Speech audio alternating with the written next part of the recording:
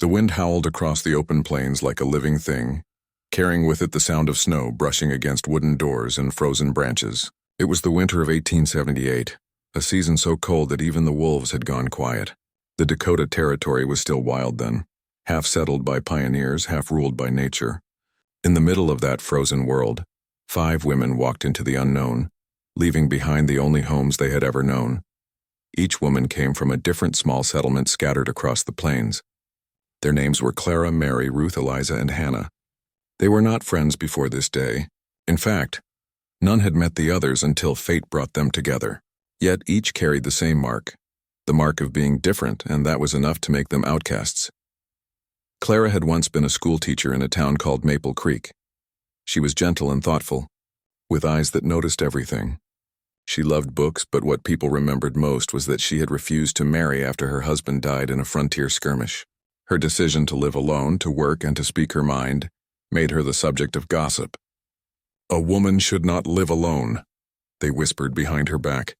When the new preacher's wife accused her of inviting trouble by being too friendly with the native families nearby, the townsfolk turned cold. One morning, Clara found her small home burned to the ground. There was no message left, none was needed. She understood. She was not welcome. Mary was younger, only 22. She had come west with her father and brothers to start a farm. But when a sudden storm took her father's life, her brothers blamed her for not warning him in time. They said she had always brought bad luck. The grief in her heart turned to fear when her brothers, in anger and sorrow, told her to leave the farm and never come back. She left with only a blanket and her mother's locket around her neck. Ruth was the wife of a soldier who never returned from a distant battle. When she went to the fort to ask for answers, the officers dismissed her with cruel indifference.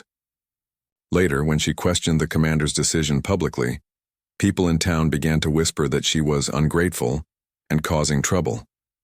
Her courage frightened them more than her words. Soon she too was told to move on. Eliza's story was the most painful. She had found a small Lakota boy injured in the woods and brought him home, hiding him for days until he could walk again. When her husband found out, he was furious. "They are not our kind," he said. But Eliza would not let the boy die. Her kindness became her crime. The boy lived, but she lost everything. Her husband left her, and the settlement elders accused her of betraying her own. The boy's people had long since moved on, and Eliza found herself alone, unwanted by either side. Hannah, the 5th woman, was born in the East but came west as a missionary's daughter. When her father died of fever, she stayed behind to help the settlers, teaching the children to read and offering medicine to the sick. But when a mysterious illness swept through the town, people blamed her herbs and remedies. They said she had called dark spirits. Fear spreads faster than truth, and soon she was driven away under threat of harm, by fate or faith. These 5 women found each other near the river that divided one settlement from another. Each had been walking alone for days through the bitter cold, trying to find a place that would take them in. Their paths crossed near a half-frozen stream under a gray sky.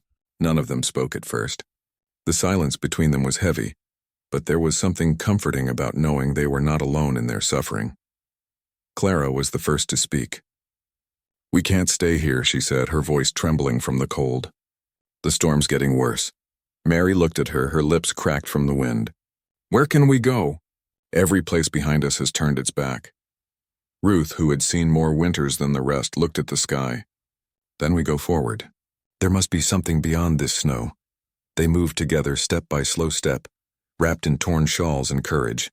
The wind bit their faces and the snow covered their tracks almost as soon as they made them. They carried no food, only scraps of bread and dry meat that Mary had saved in her pocket. Still, none of them complained. For the first time in months, perhaps years, they had found others who understood what it meant to be unwanted, and that gave them strength. Days passed like dreams half remembered. The plains stretched endlessly around them, white and empty, except for the occasional coyote cry in the distance. Their shoes froze stiff at night, and sometimes they had to break the ice off each other's skirts in the morning. They took turns leading, and when one stumbled, another reached out a hand. They spoke little, saving breath for walking, but they shared stories around small fires made from twigs and dry grass. Clara told them about the children she used to teach, their laughter, their curiosity and how the town had turned its heart to stone. Mary told them about her father and the way he used to hum while he worked the fields. Ruth spoke of the soldiers, the endless waiting, and how hope had turned into silence. Eliza talked about the boy she saved, how his small hand had held hers, trusting her completely. Hannah spoke softly about her father's faith, that every soul had a light, even when others refused to see it. Their stories wove together like threads in a single quilt, one that kept them warm even when the fire burned out. Each woman, once alone and broken, now felt part of something larger, a quiet sisterhood born of sorrow and courage. On the seventh night, the sky turned strange.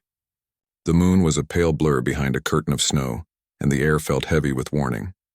Ruth, the oldest, said they should find shelter. But there was none. No trees, no cabins, only endless white. They huddled together under a ridge of snow, hoping to outlast the storm. The wind screamed all night, shaking the earth like a wild spirit. When morning came, one of their blankets had frozen stiff, and Mary's hands were too numb to move. Clara rubbed them between her palms until the color returned. They had survived another night, but barely. The cold was a living enemy now, invisible yet everywhere. Food was gone, and the river ahead was frozen solid.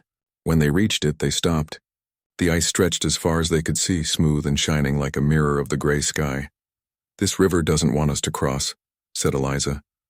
"It doesn't care," Clara replied quietly. "But we have to try." They stepped onto the ice one by one, testing each footstep. The wind pushed against them, sharp as knives. Their breaths came out as clouds. Midway across, a sound cracked through the silence, a deep, hollow snap from beneath the surface. They froze. No one moved. Then, as if by mercy, the sound faded. They continued. Halfway across, Mary stumbled. Ruth caught her arm, pulling her up, but both fell to their knees. The ice groaned beneath them. For a moment, it seemed the river would swallow them whole. Then they heard something, distant but clear, the faint thud of hooves. At first, they thought it was their imagination. Then the sound grew louder. Out of the swirling snow came the shapes of riders, dark against the white, wrapped in furs and feathers. Horses snorted clouds of steam. The women stood frozen, unsure if they faced help or danger. The riders stopped a few feet away. At their head was a tall man with a red feather in his braid. His eyes, dark and steady, scanned the women. He said something in Lakota, a language they did not understand. Then, seeing their fear, he dismounted slowly and spread his hands to show peace. No one spoke for a long time. Then Hannah stepped forward. "We mean no harm," she said, her voice breaking from the cold. "We're just trying to live." The man nodded once. He gestured for his people to bring blankets, food, and water. One of the riders dismounted and wrapped a thick hide around Mary's shoulders. Another offered Ruth a leather pouch of broth that steamed in the freezing air. The women stared in disbelief. After months of rejection and cruelty, they were being helped, not by their own kind, but by those their towns had taught them to fear.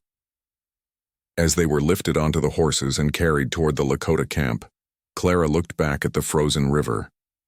It glittered faintly in the dim light, as if marking a boundary between two worlds, the one that had cast them out and the one that had just saved them. She didn't know where they were going, or what awaited them next. But for the first time in a long while, she felt something she hadn't felt since before her home burned to ash. She felt safe. And in that moment, surrounded by strangers who showed more kindness than her own people ever had, Clara whispered to herself, "Maybe this is what home truly means."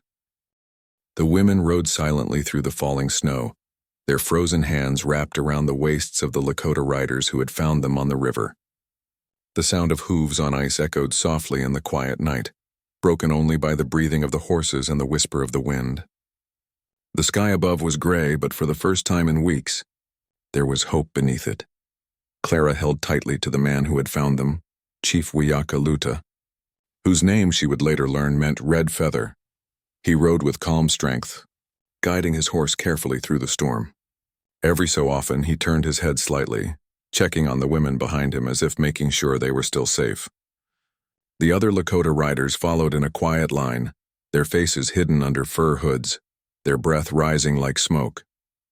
The women could not speak the Lakota language, and the Lakota could not speak English. Yet somehow no words were needed.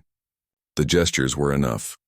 The way one of the riders offered a blanket to Mary without a sound. The way another reached down to steady Ruth as her horse stumbled. The way Eliza was given a small pouch of warm broth to sip from when she began to shiver uncontrollably. It was as if kindness had its own language. By nightfall, they reached the Lakota camp, a cluster of teepees that stood like soft shadows against the snow.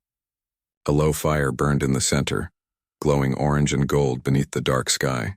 The smell of wood smoke and herbs drifted through the cold air.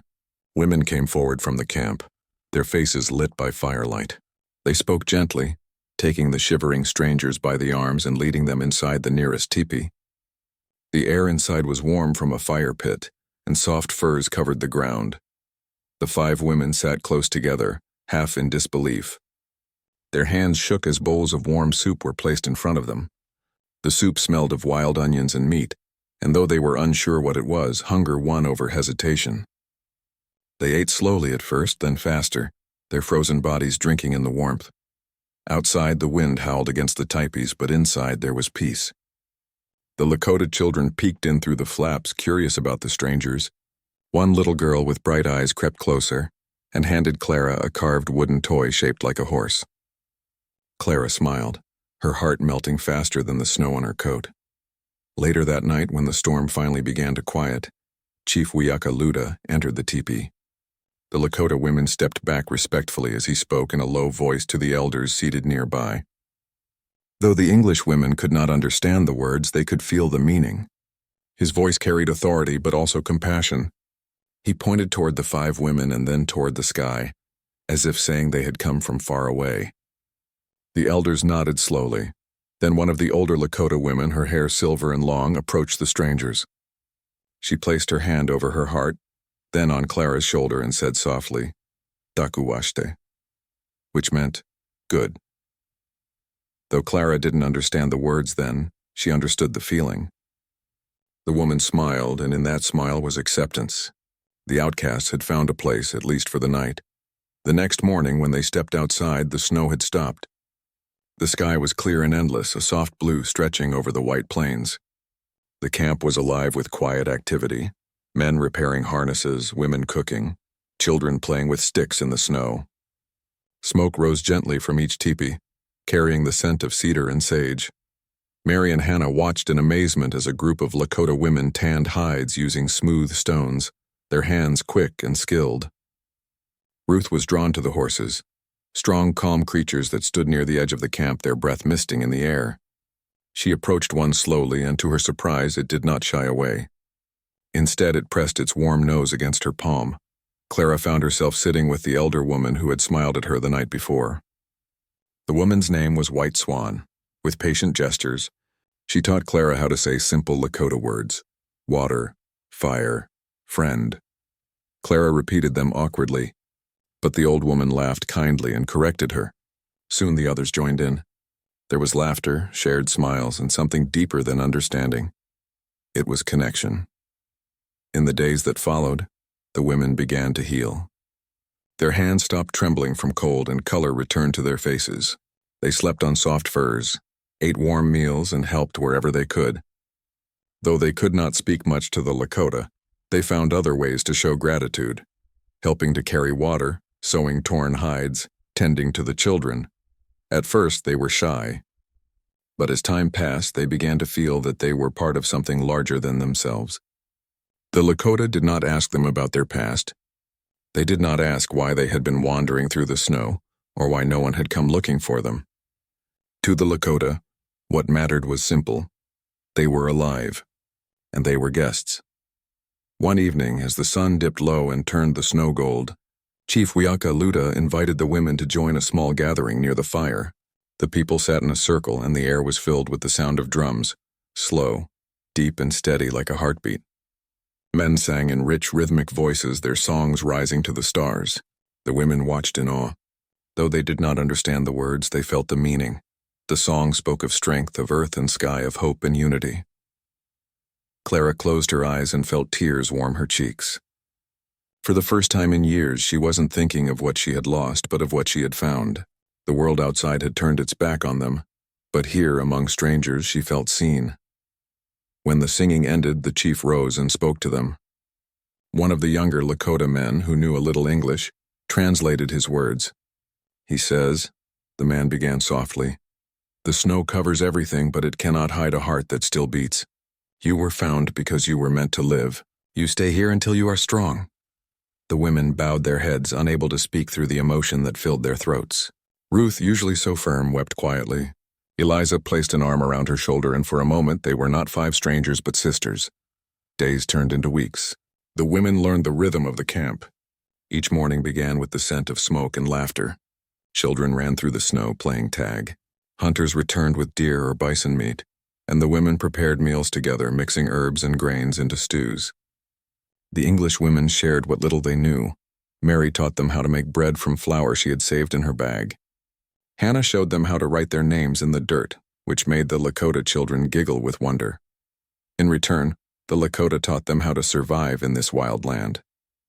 Eliza learned to make snowshoes from bent willow branches. Ruth learned to ride with the grace of someone born to it. Hannah learned the songs sung during the sunrise prayers. Each woman found a quiet joy in these simple lessons. But the world outside the camp was changing. One afternoon, as Clara helped White Swan mend a fur coat, she noticed smoke rising far away on the horizon. Thin, dark trails that didn't come from the campfires. She asked what it was with her limited words pointing toward the distance. The old woman's face grew serious. She said one word Clara understood. Settlers. Clara's heart sank. She didn't know if they were friendly travelers or the same kind of people who had driven them out. But when Chief Wiyakaluta returned from scouting that night, his face was thoughtful. He said something to the elders, and the camp became quiet. Though no one said it, the women could feel a shadow returning. The world of the settlers and the pain it carried. That night, Clara couldn't sleep. She sat outside, wrapped in a buffalo hide, watching the stars shimmer above the plains. She thought about her old life, the cold stairs, the empty house, the feeling of being unwanted. And then she thought about the Lakota, their warmth, their laughter, their acceptance. It was as if she had crossed not just a river, but a line between 2 worlds. One ruled by fear, and one guided by kindness. When dawn came, the wind had changed direction. The snow glittered like glass under the rising sun. Clara rose, her heart steady. She knew the journey wasn't over. There were still roads ahead, still truths waiting to be faced. But as she looked around the camp, at the people who had saved them and the women who had become her sisters, she felt ready. The crossing had not just been across the frozen river. It had been a crossing of the soul, from despair into hope, from exile into belonging. And somewhere deep inside her, Clara knew. They had been found for a reason. The first signs of spring came quietly to the plains. The snow began to melt, and the frozen rivers turned to silver streams that whispered through the valleys. Birds returned, filling the sky with sound after months of silence. For the 5 women, this new season brought more than warmth. It brought a new way of living. Each day in the Lakota camp began before sunrise. The air was cold but full of promise. A soft drumbeat or the cry of an eagle would echo over the hills. The people would rise slowly, stretching, greeting the morning sky with calm faces. The women watched at first, shy and unsure, but soon they began to take part, learning by observing, by doing, by feeling. Clara spent her mornings with White Swan, the elder who had taken her under her care. The old woman spoke to her with gentle patience, repeating words until Clara could say them correctly. Mini meant water. Thanka meant big. We meant sun. Each word was like a small doorway into a new world. White Swan would point to the rising sun and say softly, "Wiwangji," Clara would repeat, smiling. "Wiwangji, one sun." The elder would laugh, her eyes crinkling like folded cloth. Through these moments, Clara began to understand more than language.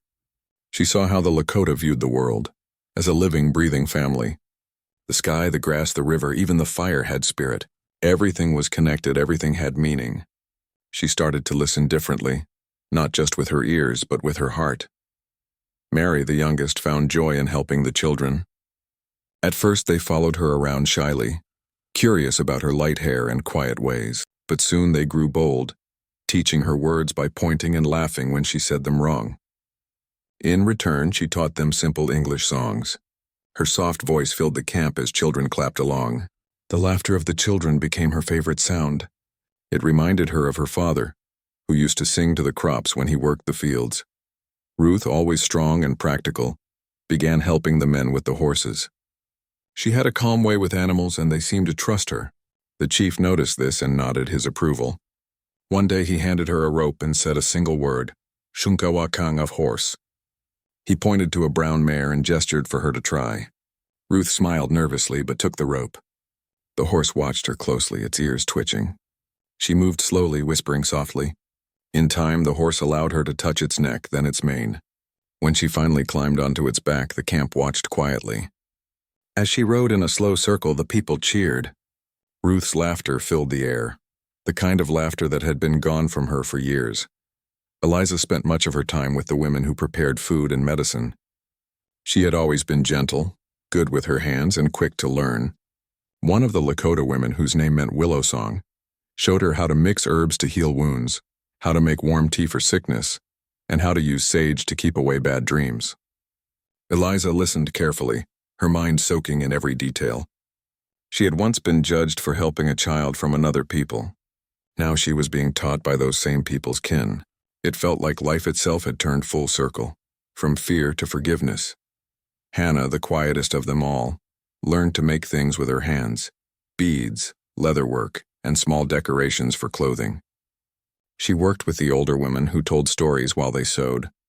The women's voices were soft, their words flowing like rivers, even though Hannah did not understand most of them. Still, she listened, and in time she began to recognize patterns in their stories. Courage, family, hope. She began to see that stories were not just words. They were a way of remembering who you were and where you came from. The women's days were full but peaceful. They helped with the chores, learned new skills, and shared meals under the open sky. They laughed, they sang, they watched the children play. It was a simple life, but it felt real. There was no judgment here. No one waiting to point a finger or cast them out. The people accepted them without question. Each evening, when the sun sank behind the hills, they would sit together by the fire, wrapped in blankets, telling stories of their past, the towns they came from, the people they once knew, and the dreams they still held quietly in their hearts. One night, when the stars were bright and the camp was quiet, Clara found herself speaking with Chief Wiyakaluta. She had learned enough words to understand a little of what he said. He told her stories of the land, of the rivers that remembered every footprint, of the winds that carried voices from long ago. He spoke of the earth as if it were alive, as if it listened. Clara told him in her halting words about the world she had come from, a world where people built fences to keep others out, where kindness was often seen as weakness. The chief listened without interrupting. When she finished, he looked at the fire for a long time before saying, "Fire burns only when fed by anger, but it can warm when fed by heart." Clara nodded. She understood.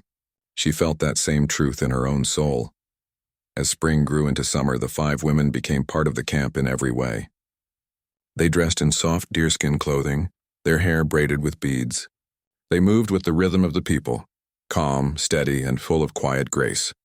Visitors from other bands came and went, sometimes surprised to see them but always respectful.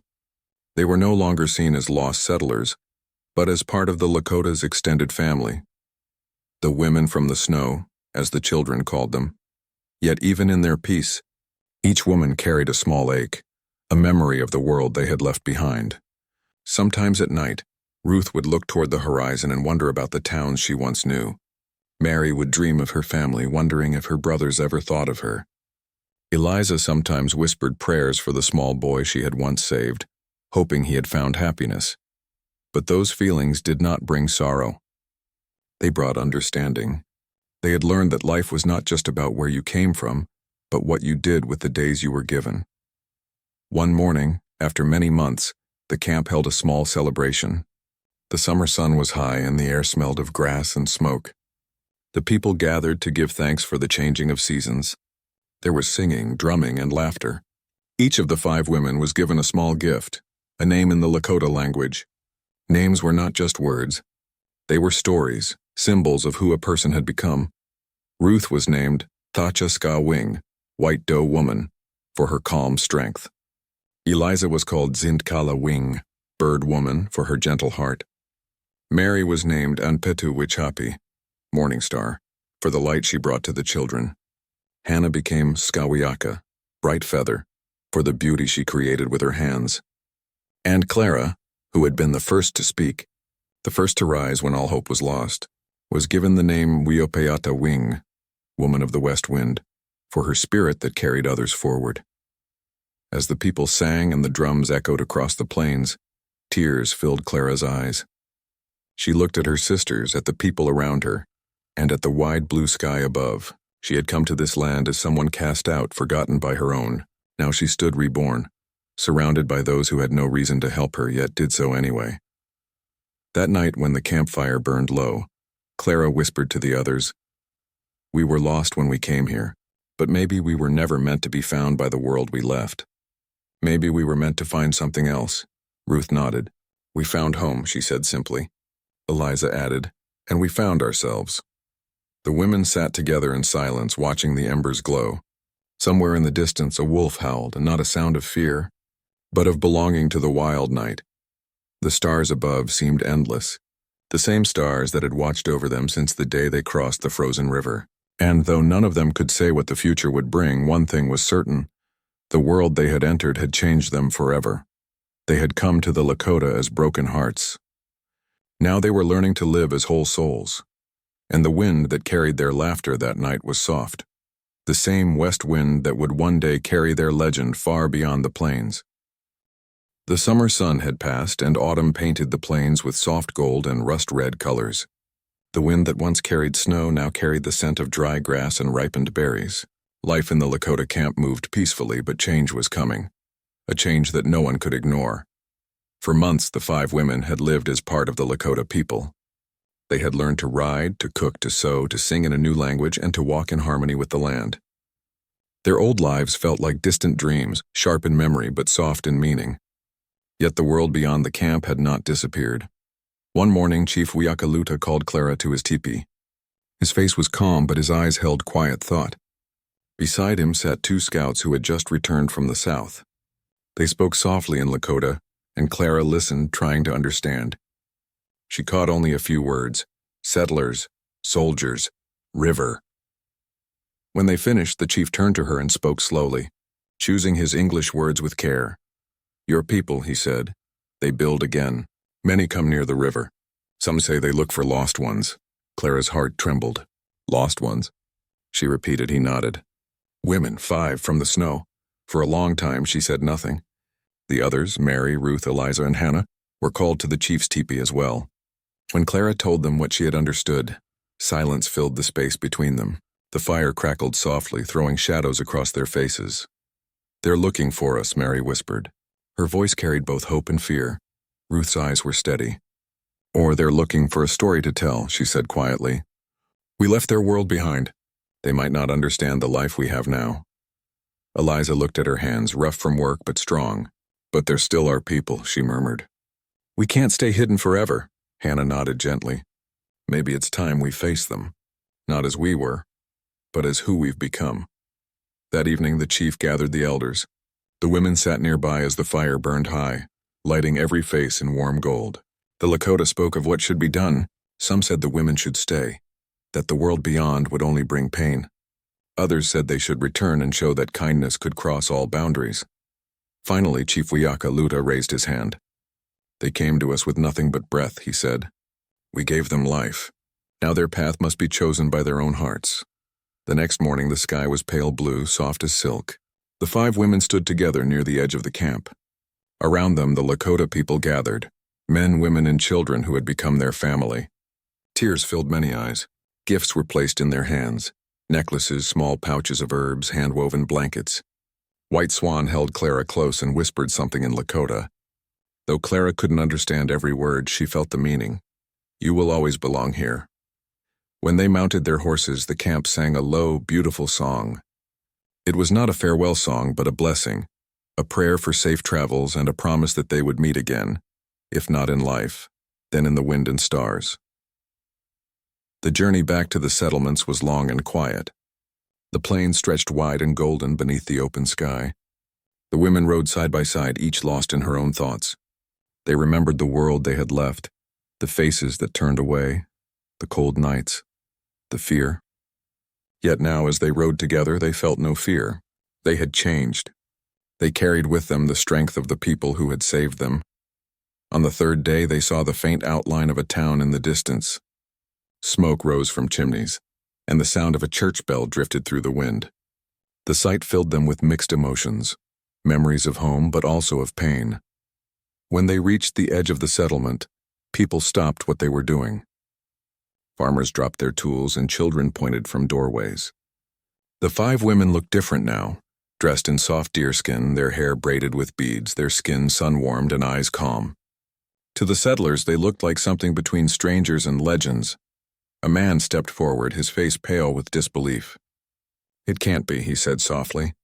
"You're alive." Clara recognized him, one of the elders from her old town, the same man who had once told her she was a curse upon her neighbors. He looked at her now with wide eyes, unsure whether to speak or kneel. "We are alive," Clara said gently, "and we have come home, but not as we left." Soon word spread through the town. People gathered around, whispering to one another. Some looked amazed, others fearful. Children stared in wonder. The preacher's wife, who had once burned Clara's house, stood at the edge of the crowd, her face unreadable. Ruth dismounted first, her movements steady. "We were lost," she said to the crowd. "But the Lakota people found us. They gave us food, warmth, and a reason to live." Eliza stepped forward next, her voice clear and kind. "We were taught to see them as enemies," she said. "But they showed more goodness than our own hearts once did." Mary took Hannah's hand and whispered softly, "Do you think they'll believe us?" Hannah smiled faintly. "They don't have to," she said. "The truth lives in us now." The women stayed for several days. The townspeople brought them food and blankets, though many still watched from a distance. They listened to the stories of survival, of the Lakota's compassion, of the winter that nearly took 5 lives but gave back 5 hearts reborn. At night, Clara would sit by the window of the small house where they were staying. The town looked just as it always had, quiet, neat, fenced. Yet something inside her had changed forever. She missed the sound of drums, the laughter of the children, the open fields where the wind spoke freely. On the 4th evening, the women gathered together in that small room. The air was still, the candlelight flickering softly. "Do you feel it too?" Mary asked. Ruth nodded. "Yes, this isn't home anymore." "Not the way it was." Eliza smiled sadly. "Maybe home isn't a place," she said. "Maybe it's the people who keep you alive." They all agreed quietly. They knew now that belonging wasn't about who accepted you. It was about who cared for you without asking why. The next morning, the town gathered again to hear Clara speak. She stood near the well, her voice steady and calm. "When we were cast out, we thought we would die. But we found life, not from fear or anger, but from kindness. The Lakota saved us. They taught us to listen, to share, to forgive. They taught us that the world is not divided by who we are, but united by what we choose to be." The people listened. Some wept, some bowed their heads. For a moment, the wind carried silence, deep, thoughtful silence. Then slowly, one of the town's older women stepped forward. She was trembling, tears shining in her eyes. "I was wrong," she said softly. "We were all wrong." Clara placed a hand on her shoulder. "Then let us be right now," she said. In the days that followed, things began to change. The settlers invited Lakota traders into their town without fear. The children of both groups played together near the river. The line between us and them began to fade, just a little, carried away by time and understanding. The 5 women stayed for a while longer, helping rebuild bridges between 2 worlds. But soon their hearts began to call them back to the plains, back to the wind, the fire, and the people who had saved them when the world had turned its back. When they finally left the settlement, the townspeople gathered once more. They watched as the women rode away, their figures growing smaller against the golden horizon. Some said later that the 5 had been angels. Others said they were blessed spirits returned from the edge of death. But those who truly listened knew the truth. They were simply women who had found strength in kindness and carried that gift wherever they went. As the sun set, Clara turned once to look back. The town was far behind, but she could see smoke rising from its chimneys. Peaceful, calm, alive. She smiled softly and whispered to the wind, "We have returned, and so has hope." Then she turned her eyes to the wide-open plains ahead, where the sky met the earth in endless light. The horses moved forward, their hooves soft against the grass. And as the wind brushed their faces, it carried with it the voices of the Lakota, singing, guiding, reminding them that once, in the heart of a frozen world, compassion had changed everything. The seasons changed again as they always did on the wide Dakota plains. The grass turned green after the spring rains, and the rivers sang softly as they moved through the valleys. The 5 women, Clara, Ruth, Eliza, Mary, and Hannah, had returned to the life that truly felt like home. The Lakota camp welcomed them back not with surprise but with smiles, as if they had simply gone on a long journey and were now returning to where they belonged. The people greeted them warmly, wrapping them in soft furs, laughing and singing. Children ran to them, calling their Lakota names, Wiopeata Wing, Morning Star, Bright Feather, their voices bright like birds at sunrise. It was as if the earth itself knew that the women had returned to their circle. The first nights back were full of peace. The women sat by the fire and told the story of their journey, how they had returned to the settlements, how they had been met with wonder and confusion, and how they had spoken of the Lakota's kindness. The people listened quietly, their faces lit by the orange glow of the flames. White Swan smiled proudly. "Your path was not easy," she said, "but the wind carried your truth. That is how stories live. They travel farther than the feet that walk them." As the days passed, life returned to its gentle rhythm. The women helped with the daily work of the camp, gathering wood, tending to the animals, and preparing food. Yet something had changed. They were not just learners now. They were teachers too. The Lakota respected them as women of strength and heart, and visitors came from nearby camps to meet the 5 sisters of the plains, as they had come to be known. Each of them carried a quiet wisdom that others felt in their presence. Clara, now known as Woman of the West Wind, became a voice of peace in the camp. She helped the elders speak with travelers from the settlements who came seeking trade or friendship. Her words were gentle but full of power. "The wind moves freely," she would say, "and so should our hearts." Ruth, called White Doe Woman, taught young riders how to train horses with patience and care. Her calm way with animals spread to the people too, teaching them that kindness brought better results than fear ever could. Eliza, the Bird Woman, worked with the healers, mixing herbs and helping mothers care for their children. Her gentle hands and warm smile made her beloved among the families. She would hum soft songs that she had learned long ago from her own mother, blending them with Lakota tunes so beautifully that people said even the wind paused to listen. Mary, the Morning Star, spent her days with the children, teaching them small things, songs, drawings, and English words. Her laughter filled the air each morning, bright and full of life. She often said, "Children carry peace better than grown hearts," and everyone knew she was right. And Hannah, Bright Feather, made beautiful beadwork that told stories through colors and patterns. Each design she created carried memories. The frozen river, the first fire in the teepee, the horses under the sunrise. Her hands brought the past to life in a way that words could not. The 5 women had come to the Lakota as strangers, but they had returned as part of its living story. The years moved gently, marked by the cycles of the seasons, and their legend began to spread beyond the plains. Traders and travelers carried tales of the women who had been cast out by their own people, only to be rescued by those they had once been told to fear. The story moved from camp to camp, from settlement to settlement, until even distant towns whispered their names with awe and wonder. Sometimes, settlers from nearby towns would visit the Lakota camp, not to fight but to listen. They would bring gifts, food, or letters from families who had once known the women. Some came just to see if the stories were true. What they found was not magic, but something even stronger: the quiet, everyday beauty of lives lived with peace and purpose. Clara once welcomed a small group of travelers who had come from Maple Creek, the town that had once cast her out. Among them was the preacher's wife, now older and slower, her eyes soft with regret. She stood before Clara, trembling. "I was wrong," she said softly. "We all were. I came to ask your forgiveness." Clara took her hand gently. "The wind already forgave you," she said. "All that's left is for you to forgive yourself." The woman wept, and in that moment years of bitterness melted away. The people around them watched quietly, and something deep within the earth seemed to sigh, a sound of peace, of old wounds finally closing. As time passed, the 5 women grew older. Their hair turned silver like the moonlight on snow, but their spirits stayed young. They continued to guide others with love and patience. They were invited to ceremonies, feasts, and gatherings, always treated with honor. The children who had once played at their feet grew up listening to their stories and retelling them to the next generation. When winter came, the plains grew silent again, just as they had the night the women were first found. Clara would sit by the fire, wrapped in a thick hide, and tell stories to the children.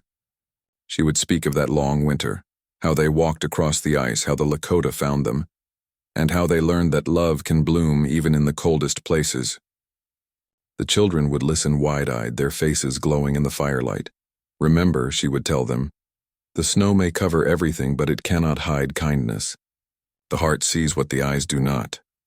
One by one, the years carried the 5 women into the great circle of life. They left behind a world far gentler than the one they had been born into. By the time their hair had turned white and their steps had slowed, the settlers and the Lakota had begun to live side by side, trading goods and stories instead of fear. Children grew up hearing both languages, learning that peace was stronger than hate. When the women passed away, not all at once, but each in her time, the people mourned them as family. Their names were spoken with respect, their stories sung in quiet songs around campfires. And when the wind blew across the plains, many said it carried their laughter, soft, warm, and full of love. Years later, when travelers came through the Dakota Territory, they still heard the tale of the 5 sisters of the plains. Some said they were saints. Others said they were guided by the spirits. But those who knew the truth told it simply. They were women who chose kindness over anger, peace over fear, and hope over despair. It is said that on certain evenings, when the sun sets low and the west wind rises, 5 shapes can be seen riding across the horizon, their figures glowing faintly in the light. The people believe it is Clara, Ruth, Eliza, Mary, and Hannah, riding together once more. They say the wind sings when they pass, whispering their story to anyone who will listen. A story of forgiveness, a story of courage, a story of hearts that turned exile into belonging. And even now, generations later, the Lakota elders still tell their children, when you feel lost, listen to the wind. The sisters still ride it, guiding those who have lost their way. Their legacy lived not in books or monuments, but in the hearts of the people, in every act of compassion, in every bridge built between strangers, and in every gentle choice to see another's heart instead of their difference. The world forgot many names of that time, but the legend of the 5 women never faded, because their story was not just about survival. It was about what it means to be human, to forgive, to love, and to begin again. And so when the west wind moves through the tall grass, it still carries their song, soft as a heartbeat, endless as the plains.